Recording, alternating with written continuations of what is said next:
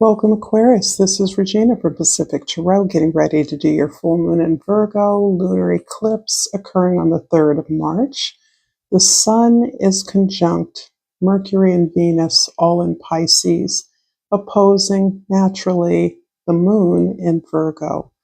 Virgo's ruler is Mercury, which is going retrograde. So this is really helping to expand, an opportunity for us to pause, to become introspective, to review, revise, reintegrate some of the changes that we are anticipating making, some of the new plans that we are beginning to put in motion so that we're greater aligned with our sense of personal control, our routines and habits, clearing away things that no longer serve us so that we can create those habits, even those emotional pathways that feel new, that we are not as familiar with, new ways of understanding things or feeling empowered exactly where we are.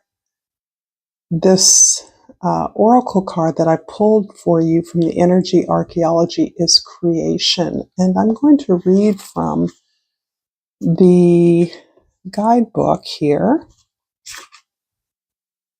Let me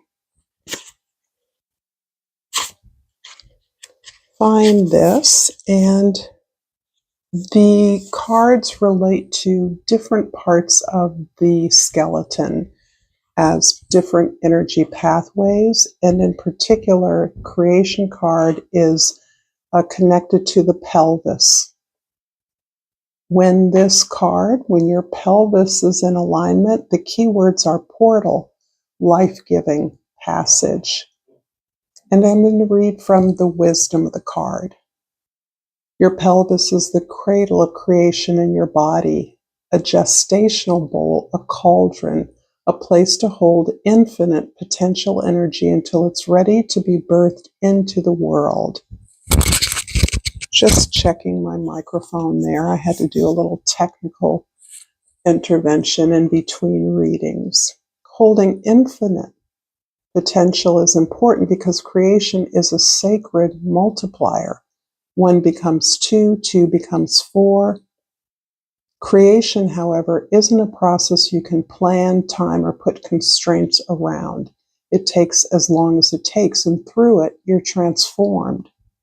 Some creations will come out of nowhere, gestate, multiply, and enter into the world with ease, seemingly flowing through this portal of unimpeded and immediately shifting the world around you.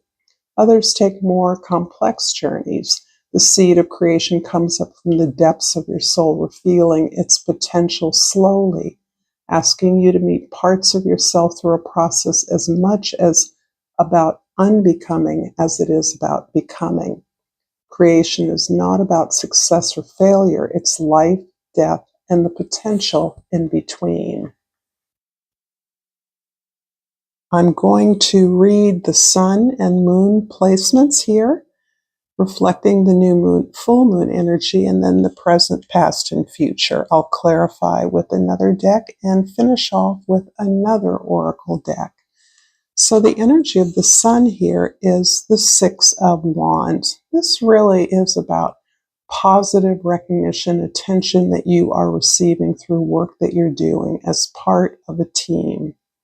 This is quite in line with the energy of Aquarius in terms of building something that extends far beyond your own needs or desires. You are part of something that feels bigger than you, even if you understand that you have a leadership role or an innovative role in the process of collaborating with others. Here you are solidly accepting your role as one of many working towards this goal.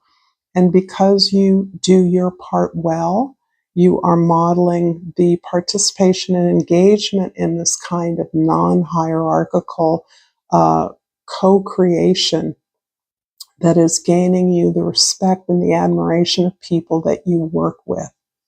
This is what's important to you. The idea that you all understand how and why you're working together, and how working together creates something much larger and more unique, more relevant, more inclusive than working on your own or as individuals. So this is a beautiful card of victory. In the position for the moon, the Nine of Cups. Well, you are a happy camper. It seems to me that you have a special role in the way that you work with other people's resources. They're resources that you share indeed, but this comes from collaborating or for the right reasons.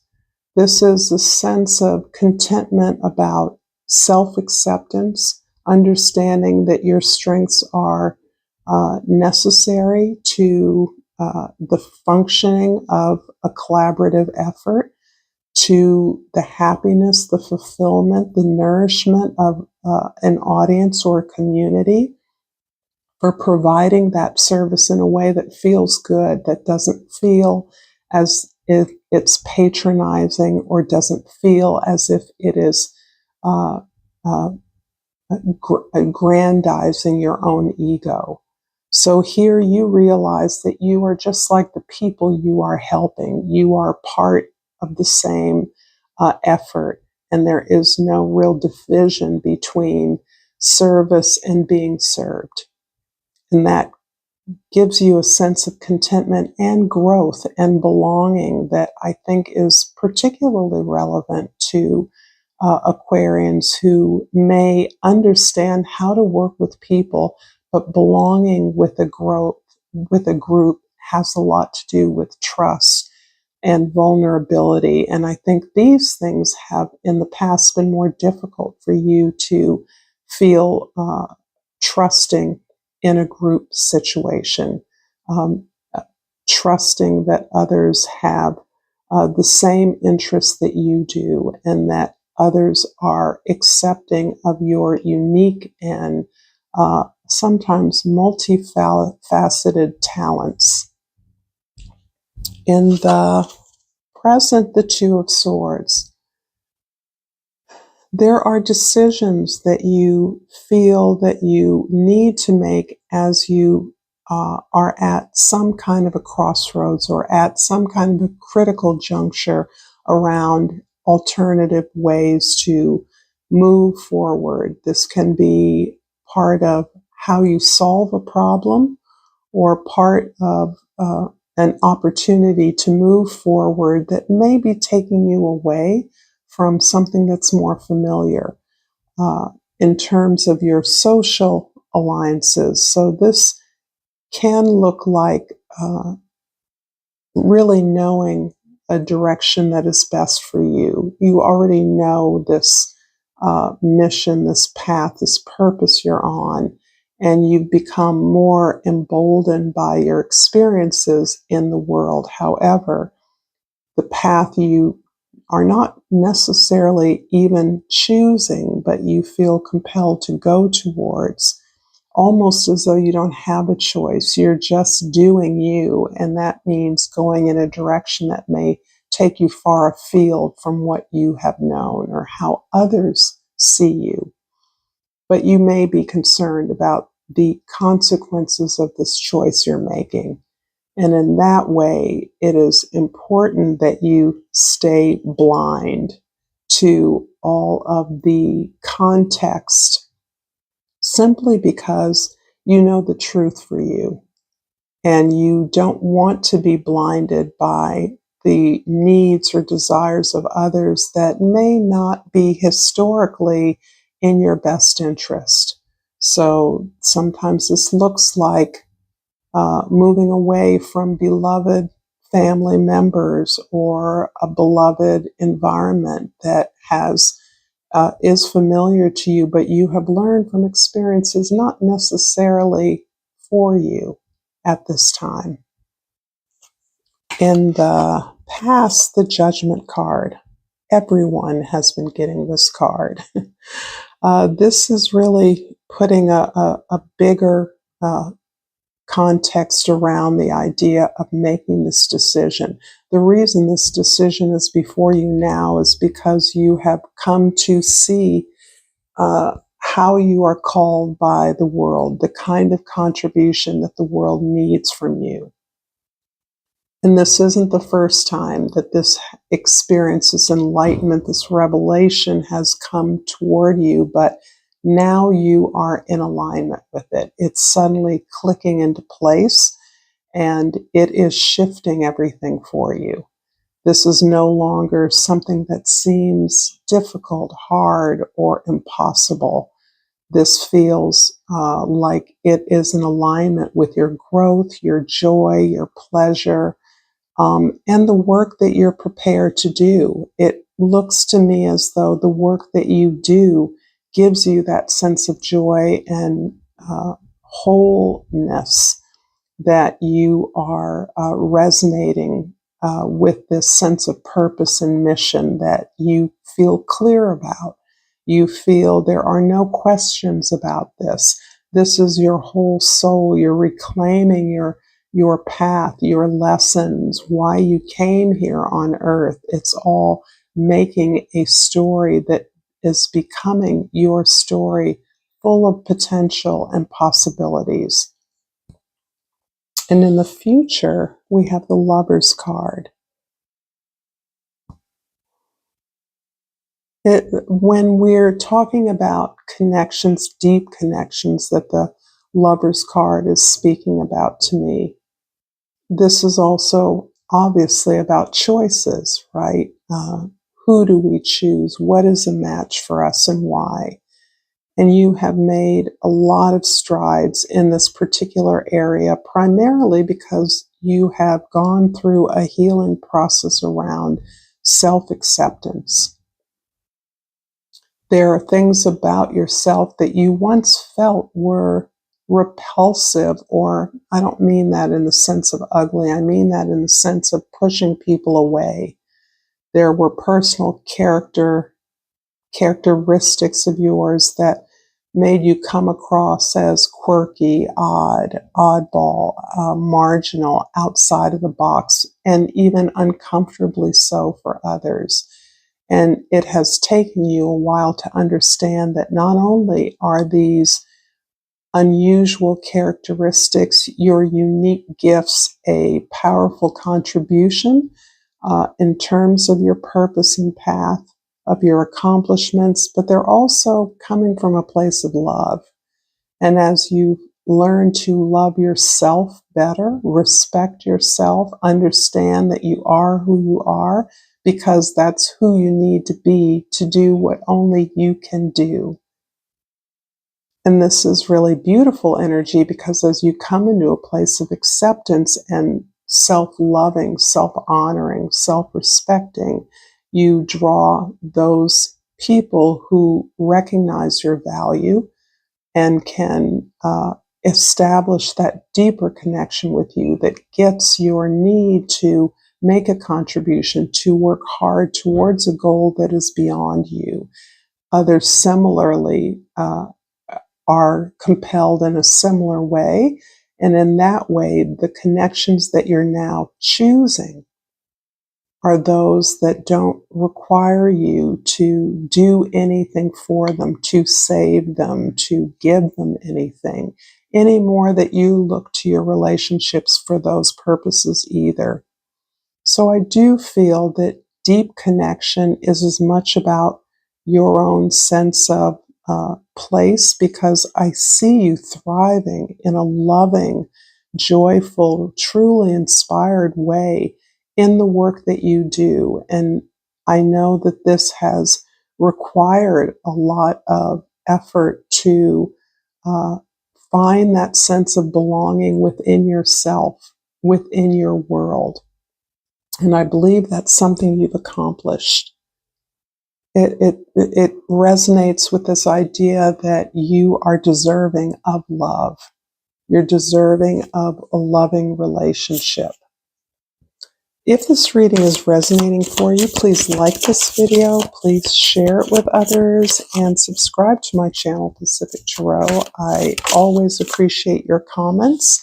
I'm going to clarify the past judgment with the Ace of Pentacles, the Two of Swords with the Devil, and the Lovers with Death.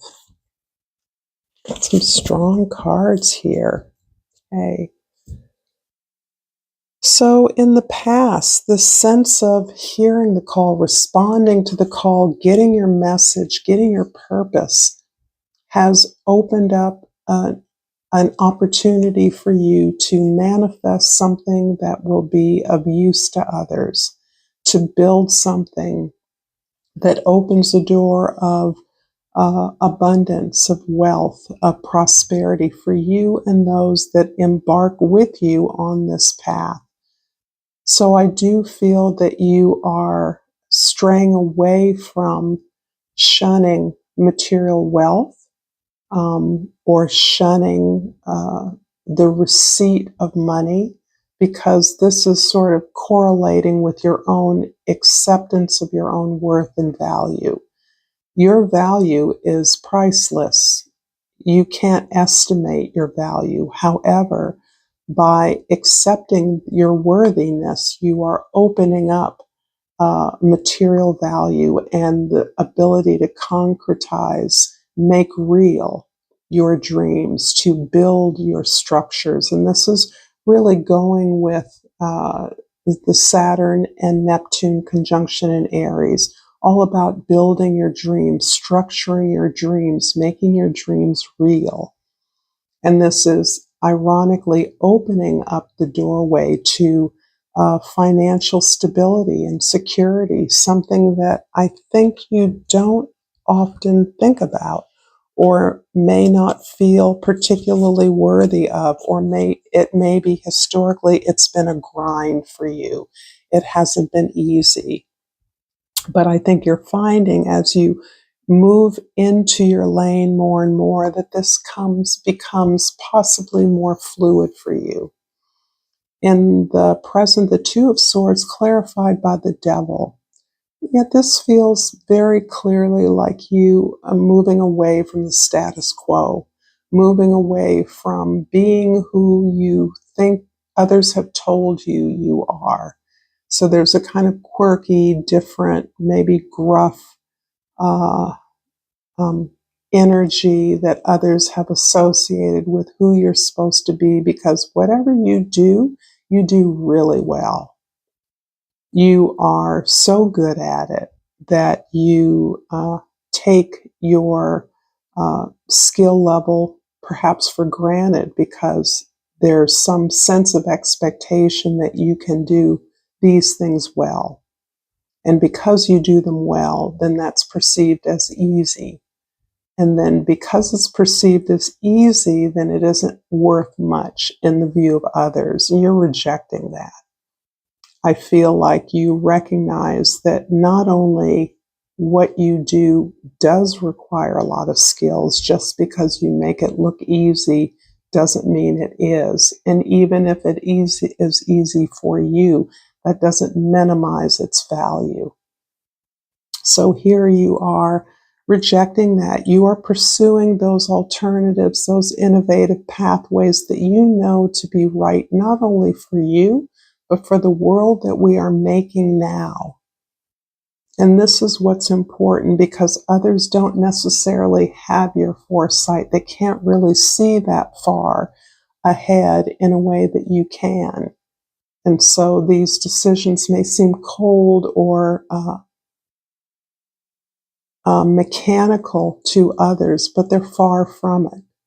They're actually powerful, tapped into energies that others are just not always that sensitive or aware of. And in the future, the World card with the Death card, the Lovers with the Death card. Yeah, there's something here about changing the way you believe that you were perhaps not worthy of love. that your partnerships or connections had to serve a purpose. And that purpose had little to do with emotional fulfillment or comfort or joy, pleasure, playfulness. And I think you're releasing that. You can have experienced some significant loss, which is helping you to appreciate the quality of loving support that you offer others or that others have offered you.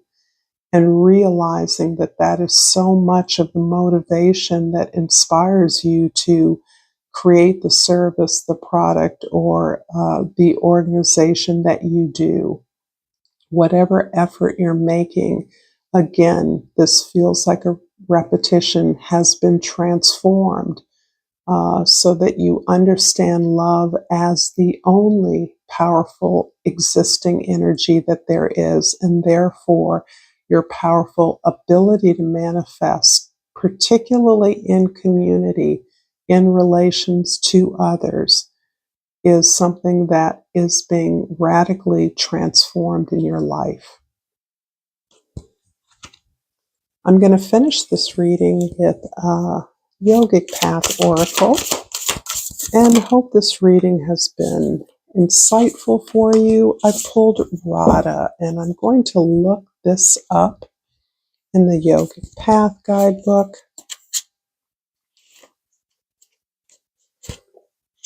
I haven't gotten Radha in a while, so I always like it. She is the goddess of passionate love and longing.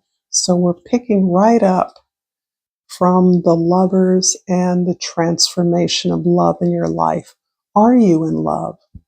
You very well may be soon. Radha is the goddess of euphoric bliss and deep surrender when you gaze into the eyes of your lover. She's the passionate lover of Krishna who gave up everything to be in his arms. Radha represents the desire to merge with your beloved and lose yourself in the utter ecstasy that is love. If you aren't already in love, it's well on its way and already occurring all around you. Allow yourself to lose yourself in the divine dance of romance, for love is just you experiencing your own soul in another body. Wow. All right, Aquarius, I love it. Thank you so much for your beautiful energy. Until next time, namaste.